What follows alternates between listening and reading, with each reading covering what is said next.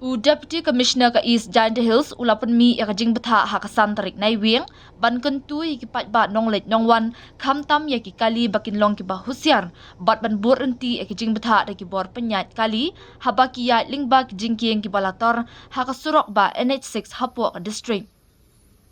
Kani kajing maham kelawan long ru hadian balayo iki jingtim ba kajingkieng ka badan hasurok ba NH6 ha kiang wa ko bat ki wei ki jingkieng hasilenter ka surok ba NH6 ki bahap hapo lum shnong CNR di blong kilator bat senjor bat ki babu jing ma shibu ni ki pat ba nong let nong wan kham tam ye ki kali ki bayat lingba ki ni ki jingkieng.